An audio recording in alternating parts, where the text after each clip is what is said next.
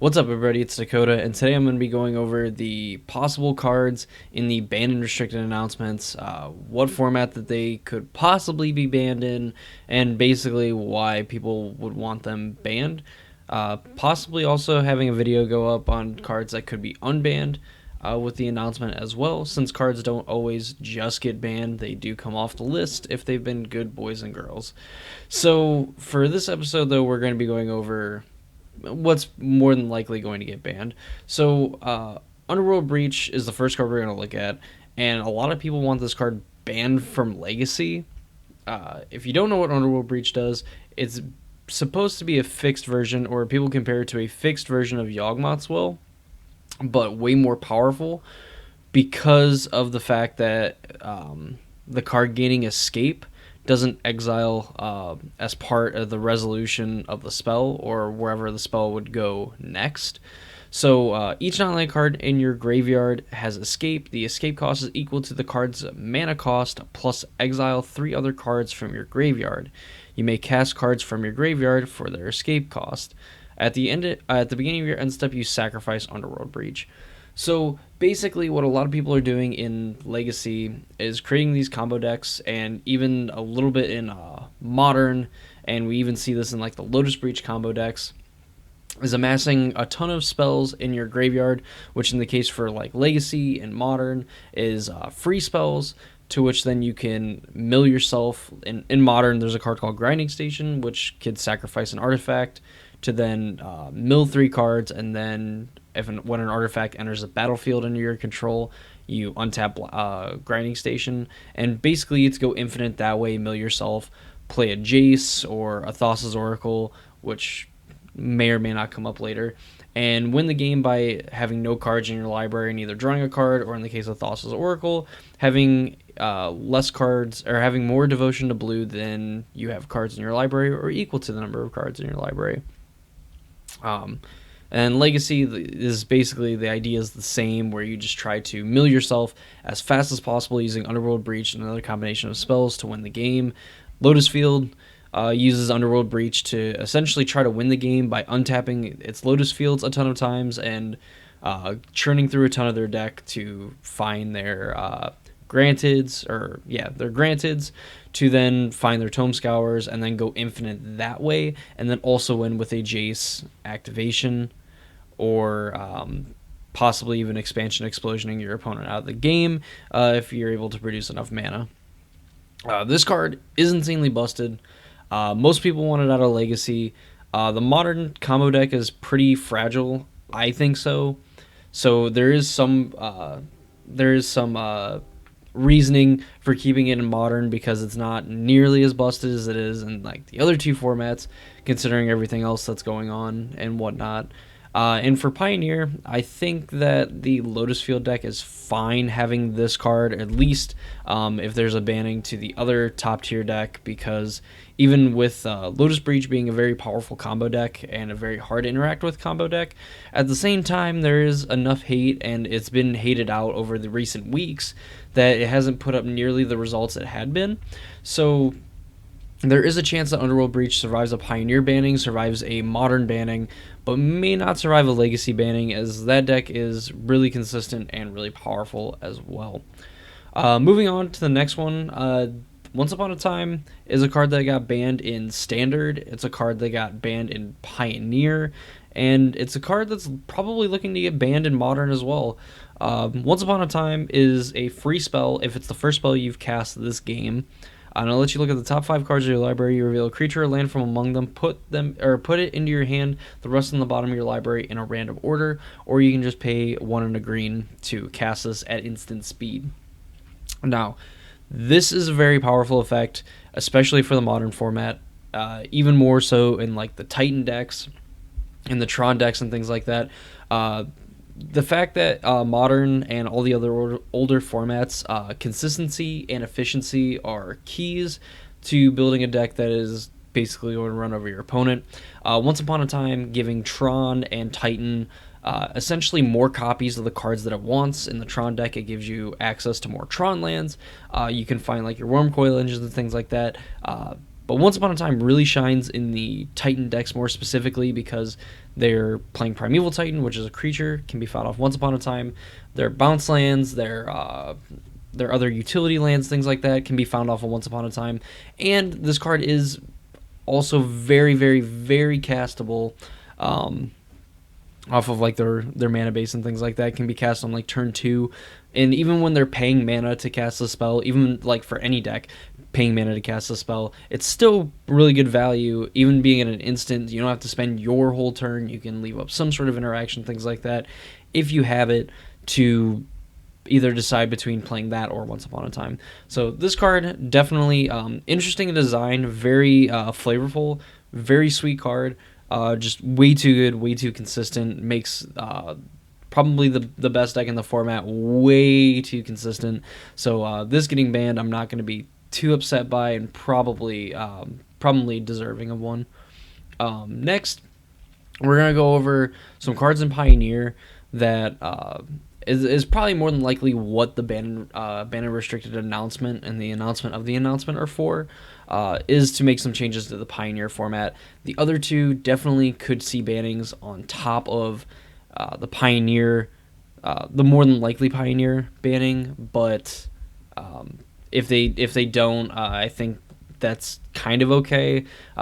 More so for Modern, I'm hoping that there's a banning than Legacy, but obviously it's whatever WotC and R&D and all these other people want to decide to do. So even though I have Dig Through Time first, I'm actually going to talk about Inverter of Truth and Thassa's Oracle, because these two cards in particular are the linchpins to the blue-black Inverter decks. So Inverter of Truth is the namesake card of the deck. Is a 4-mana 6/6 flyer with Devoid. When it enters the battlefield, you exile all cards from your library face down, shuffle all cards in your graveyard into your library. So essentially, your library gets exiled and your graveyard becomes your library. And with cards like Dig Through Time in particular, you can essentially leave however many cards in your graveyard plus Dig Through Time. You know, if you could delve everything away with Dig Through Time, and then you only have this card left in your graveyard. So then when you play Inverter, Dig Through Time is your only card, and then if you have like a Jace or Thassa's Oracle, you can win the game. And obviously you won't deck out, because Inverter making the Dig Through Time that's in your graveyard the only card in your library, unless your opponent forces you to draw a card, and then you die on your upkeep because you don't have a Jace. So essentially, like, all three of these cards like play a major role in the Inverter deck and really make it hard to interact with, because obviously you need to stop the Inverter from entering the battlefield from your opponent invertering and making a big library into a really small library. You have like blue-white control, which isn't very popular, and it is usually better when like the metagame is pretty narrow. And even though Inverter and Lotus Breach were like the two main decks that people were like focusing on like 2-3 weeks ago, the fact that Inverter has access to like cards like Thoughtseize and Thought Erasure and things like that, on top of having some really nice card advantage engines in Dig Through Time, really make it hard for decks like blue-white to like beat through their combo, because they can just discard spell you, play Inverter, and then they have 2 or 3 cards in their library, and then they just have to Thoughtseize you again, take away your piece of interaction, maybe Thought Erasure you one more time, and then play Thassa's Oracle, and then you just can't interact with the Thassa's Oracle or the Jace that they played, and then they just mill themselves out and they win the game. And it's essentially fitting in this theme of combo control decks, which is what blue-black Inverter is. It's essentially just blue-black control with a combo finish. And while Lotus Field decks and like the Underworld Breach decks are just straight up combo decks, it's a lot easier to interact with a combo deck that is just trying to ignore your opponent and go off as fast as possible, versus a deck that is interacting with your opponent in a way that makes the game very difficult for them to fight back against your game plan. And arguably better combo control decks are better than just regular control decks, for the fact that you get to play discard spells, in this case play discard spells, force through your action and playing some high threat spells that need to be countered, like Dig Through Time and even Inverter of Truth as well, to where you could just sit back and wait till you have like 1 or 2 discard spells, tear apart your opponent's hand, play your combo, win the game. So essentially, I think when we get the ban restricted announcement at the end or at the beginning of Monday or whatever it is on Monday, what card do I think is more likely to get banned? Honestly, it's probably going to be a Dig Through Time, even though I think that this card is just way too fun to play with. I like it. I don't care that it's super powerful and busted. We all know it's super powerful and busted, but I want there to be a format where you can play Dig Through Time that isn't Commander or Vintage or anything like that. Dig Through Time is such a fun card to play with. It's just really miserable in decks that are like Inverter, that are trying to win by essentially milling themselves out.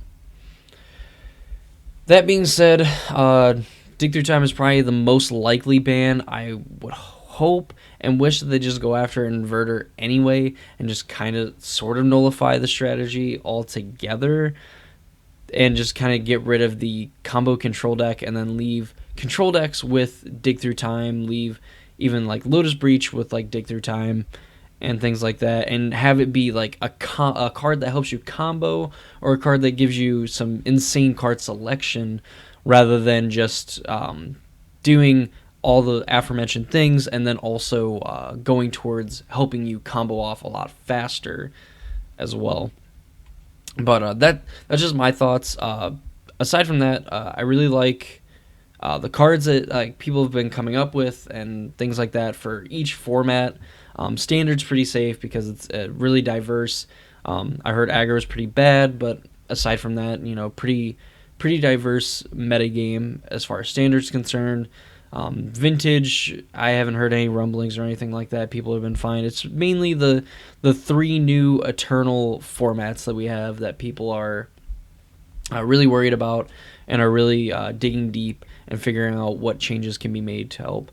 So hopefully tomorrow I'll have a video of cards that could possibly be unbanned in each of the formats, or cards that I would like to see in the formats come back to at least make some sort of an appearance, since WotC has shown some interest in unbanning cards, and so far they've not really broken the formats that they've been unbanned in. So I would like to see more of it potentially in the future. Doesn't have to be in this one, but maybe in a future banner restricted announcement. But yeah, that's going to do it for this video. Let me know what you think of the cards that I presented. If there's any cards that didn't show up here that you would want to get banned or think should be on the chopping block as far as the formats are concerned. Any cards that might be ridiculous on here, anything like that, let me know in the comments of the video. Also, subscribe to my channel to get more videos like this, Pioneer, Modern, Standard deck techs, all that fun stuff. And then also consider subscribing to my Twitch channel where we stream video games. Sometimes we play Magic, but I like to go away from the Magic content more on the Twitch channel than I do on the YouTube channel, which is usually just strictly MTG content. But that is going to do it for me in this video. I appreciate you all for sticking around, watching the video, and I'll see you all in the next one.